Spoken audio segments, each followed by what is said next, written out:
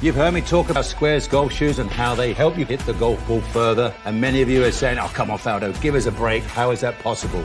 But yes, they do. And it's proven with science. What we noticed with the Square shoes was the shoe keeps the pressure in a more stable fashion towards the inside of the trail heel, allowing pressure to get to the lead side, generating much more club and speed and distance gain. Visit squares.com. Change your shoes, change your game. Squares, the distance golf shoe.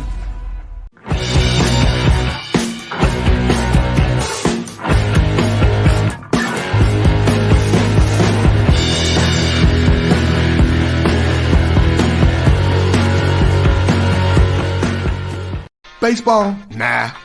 Football? Done it. I think I'm going to go after the PGA Tour. Oh, you're going to need a great driver. The C723 is high-speed power, like running over a linebacker. Been there. The E723 is all about accuracy, like a perfect throw from center field. Done that. Power and accuracy. The 723 series drivers from Tour Edge, the best in power and accuracy. Hey, Bo, you should just play them both. Wouldn't be the first time. Look out, PGA Tour. Pound for pound, nothing comes close.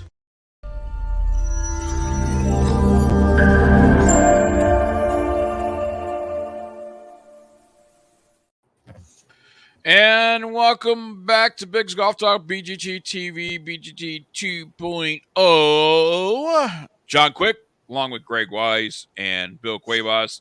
And as we are playing number 9 here on Big's Golf Talk, this hole is sponsored by Tour Edge Golf, golf's most solid investment.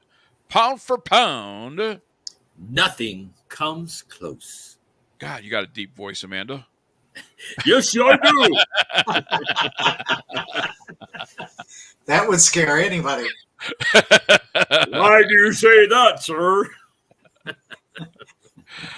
Oh, man, a lot of golf news to talk about. As you can see, Greg Wise joining us here in the part of the first hour on the 9th hole here, and you also be joining us on the 18th hole as well.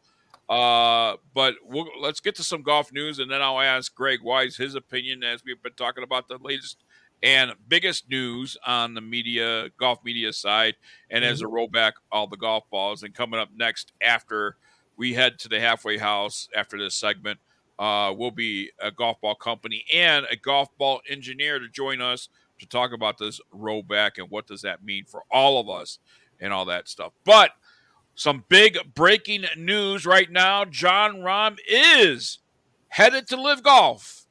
The move alters the professional golfing landscape forever, as the Saudi-backed circuit will now employ the third-ranked player in the world, the defending Masters champion, and a generational talent in Rahm, per the Wall Street Journal. It will also give the Saudi Public Investment Fund Live's beneficiary bargaining power in its ongoing negotiations with the PGA Tour. The two sides have until December 31st, 2023 to strike a formal agreement to unite golf's power brokers at the end of this scheme that has divided the sport for the past couple of years. Gentlemen, it's been talked, it's been rumored, and now it is official. Jon Rahm is going to Live Golf. Your thoughts? I knew it was coming. How's that? I remember when we were talking a couple weeks ago. We talked about that new golf league that he was going to be in with Tiger. And remember what his reasoning was. He didn't want to make that trip on a Monday. He didn't have the time and all this other stuff. But we already knew it was about money. Money. That's it. And they're not telling us how much. Originally they said 600. Now they were saying $450 to $600 million contract. Sign me up, actually, folks. So Liv will give Rahm close to $550 million to join the league. Yeah, they just said between 450. He will also own his own Live golf team, so he will be the captain. He will be the captain. So how you like that? Sign me up. Sign me up. Sign me. I'm there. I want to be on his team. Captain, captain. Him and Phil are real good friends. So it's like, and Phil didn't matter. He didn't care anyway. I mean, either way. So, but he loved to have him on board. Yeah, and on the opposite side of that token, Brooks Koepka and Mike Wolf, they were also in the news this week as well, along with that thing that they finally did. Koepka traded Wolf to Bubba Watson's team. I don't like you, Biggs. I'm trading you to the wisest man in golf's team. I'll see you next week. You're just not going to be on my team. You're going to be on his team. Oh, he left too. Hey, I'm going to give you $420 million. I'll keep the other $30 million. Don't worry about it. We good. I'm big. I'm back. I'm back. I'm back. I'm alive. Here, can you want, I don't even know how much generational wealth that is. $500 million. You almost have to wonder if a piece of it is the fact that Monahan and the crew up there have not been telling him things. And it's like, okay, I'm going to speak for myself. Right. I'm leaving. I think we're going to see a lot more of this. I think the closer the deadline gets and the hush hush, the more the PGA Tour stays, you might see some more elite players leave the PGA Tour because they're not in with the talks, or they don't have any idea what that looks like, and they're like, okay, I'll go where the more money is. Sign me up, Batman. I'm going. Why not? Sure. And worst case scenario, for a league that wasn't going to last 2 years, are certainly signing major players. Yep. Well, give me my $450. You know what? Let's make a deal. I'll take $400 million. I'll take $350, and you can take the rest. And then what happens is, if the PGA and them decide to actually, I'll take $350. I'll bargain with you. I'll take $350. You don't sign the golf father. I'll take $350. Yeah, they said no. I got my agent behind me. They said absolutely not. But can you imagine that? Why wouldn't you? I mean, we had this conversation 2 years ago. I'd be absolutely not. You can't do that. You got to be loyal to the PGA. You can't do this. You can't do. Now with everything that the PGA Tour is doing, you go run, take the money, and is when the PGA loyal to any of those players? Absolutely not. That's the real question. Right. It's like, okay, I'm gone. What's it going to do to me? I can still go play on the DP World Tour and get my, if I want to go practice, that's where I'll practice. Yeah. But I don't have to play and I still make money. And that's what I'm saying. How obsolete, and it could be a good question for us to really think about it and see what people think. How obsolete will the FedEx Cup points and their $15 million really be worth when you got all the top people that are usually winning it going over there to live golf and getting paid $550 million? Yeah. And I don't win. There's no pressure. I can play in shorts. Well, I can do whatever he doesn't I have want. to worry about missing a cut. No. Right. Honey, pack the kids. We're going to play 3 rounds. It's a shotgun. 2 hours. We're back home. Come on. Let's go. Who wouldn't want to do that and make all that kind of money? I wish they change a few things there. You know what I mean? For, Well, you know what? I think Greg is on the right line about why he went to live. Wait. What did you just say? He gave you a compliment. I just wanted to hear it again. Oh, he said you were right. Don't worry about it. He'll make sure that it comes along the bottom. Okay. The wisest man in golf was finally right. The wisest man in golf is finally right. It'll come out. Don't worry about it. It's almost there. It's almost there. More breaking news. For more breaking news, the wisest man in golf is finally wise. No, I mean, so as I'm progressing through this story, I think Greg Wise is right on the line and was right about why John Rahm left as far as, the PGA Tour, because, kind of consider what he said at the 2022 U.S. Open. I've never really played the game of golf for monetary reasons, Rahm said in Massachusetts. I have always been interested in history and legacy, and right now the PGA Tour has that. Right now, back in 2022, they had that. There's a meaning when you win the Memorial Championship. There's a meaning when you win Arnold Palmer's event at Bay Hill. There's a meaning when you win in Los Angeles at Torrey Pines, some of these historic venues. That, to me, matters a lot. But moving forward to 2023 and all this hush-hush secrecy, I think John Rahm said, you know what, if this legacy and this whole historic thing doesn't mean anything to the PGA Tour, then why should it matter to me? It's all about the money. PGA Tour has their authority, and he spoke his. I just came up with a great idea. We ought to get hold of Tad Moore and make every live player a set of hickories, and they can get back to hickory golf in one event. Why not? That would be fun. Absolutely. That would definitely be fun. It's amazing how a year and a half, whatever, of this live stuff going on, how it changes your opinion of everything. Back 2 years ago, I thought that the PGA, breaking news, folks. Greg Wise was right. Greg Wise was right. Make sure you watch this video at this particular point in time where 11-minute mark, Greg Wise was right.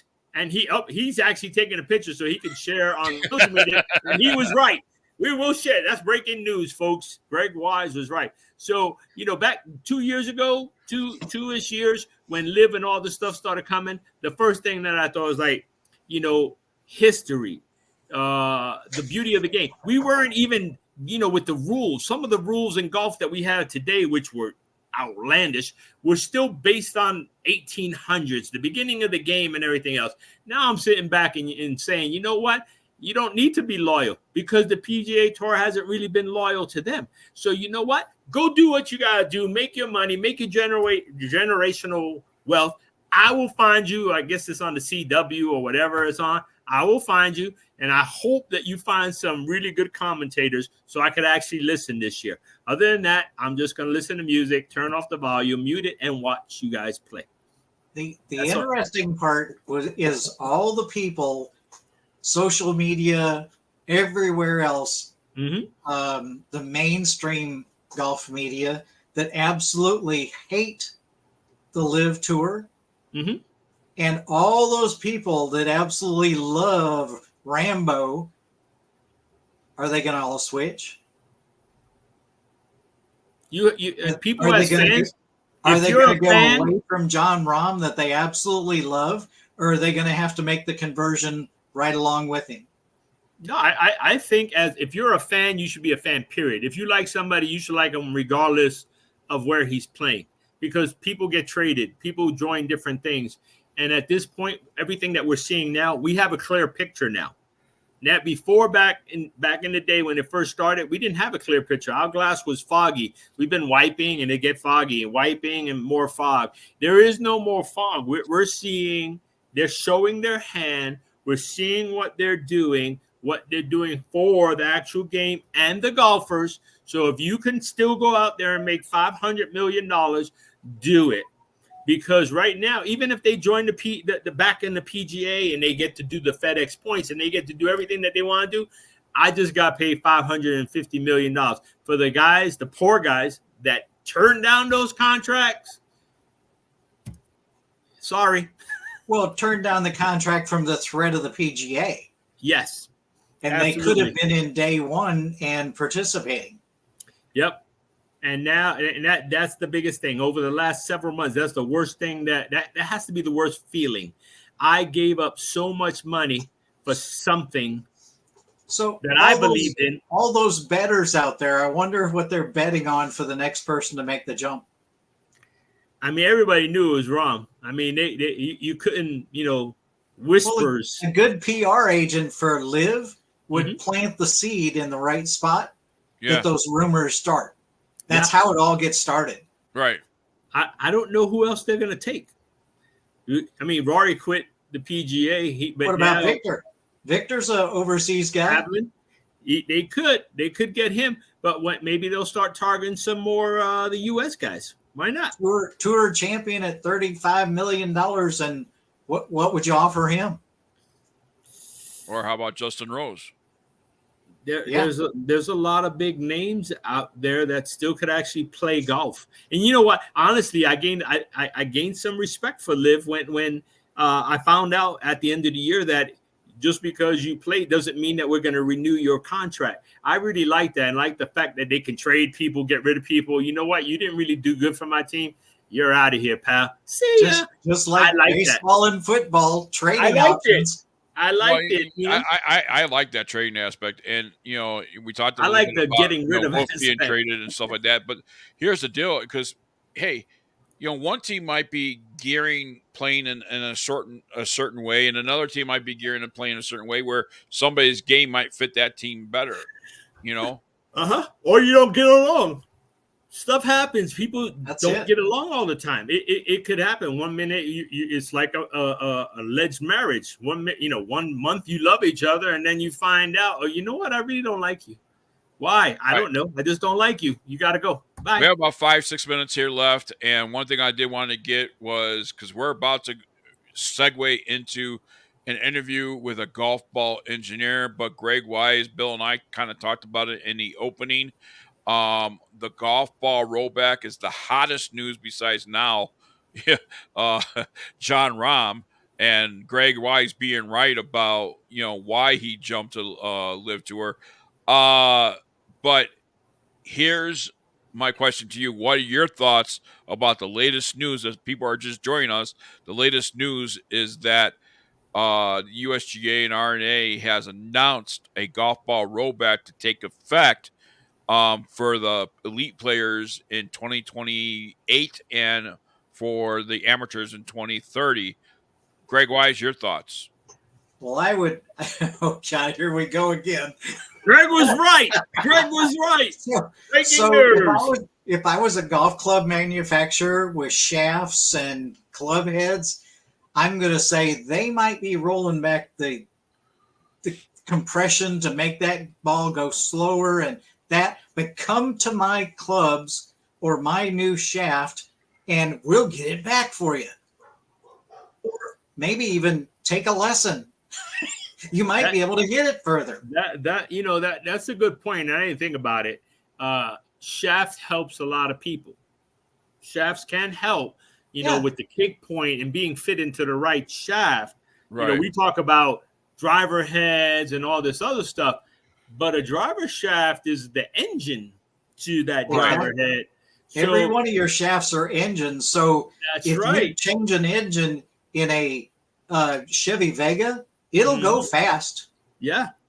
But will you have that control? You want that control too. You want to know your launch angle and all the other stuff. One of the things I'm going to be asking the engineer is that with this rollback, I mean, Greg, here's the deal too, is it's a trickle effect with this golf ball rollback, because now golf courses are going to change their ratings, because if people are losing yardage, it's going to be a longer golf course now with amateurs and pros alike. So it's a trickle effect too, because golf courses are going to change as well. Here's the realization. My ball has been rolling back every year. I turned 16 this year. It's getting a little bit shorter each year.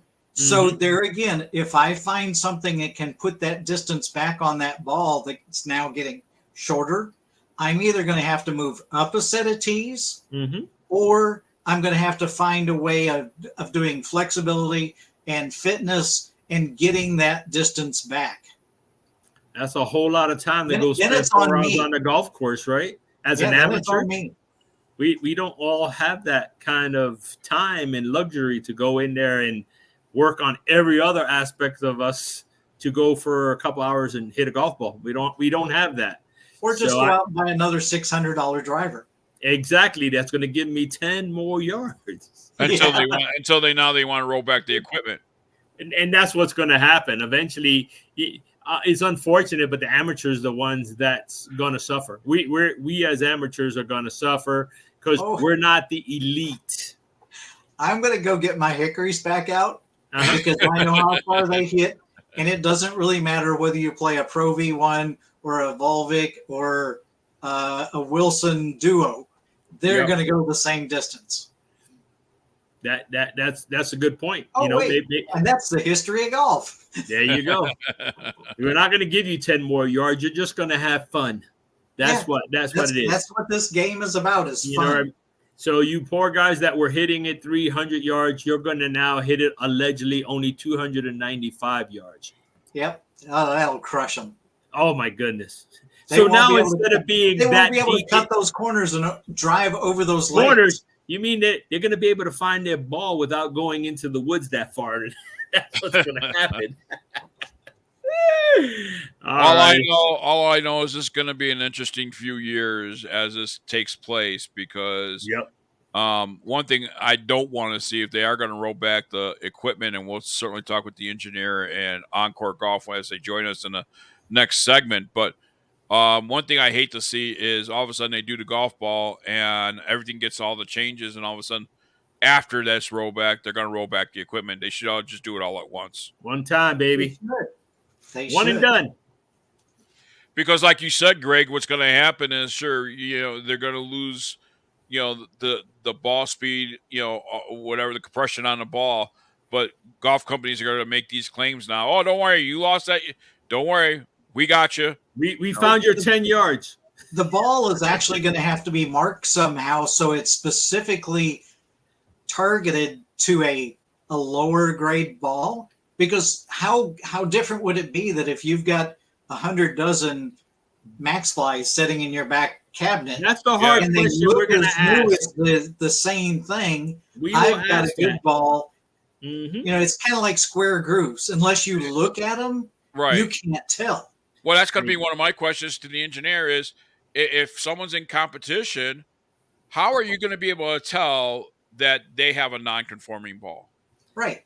They And as have, a you consumer, how do we will have know? to take that ball, Mhm. confiscate that ball, and tear it apart or what? I don't know. Yeah. Well, you could check the compression right there, but then you're pulling, it's like, how do you actually police that?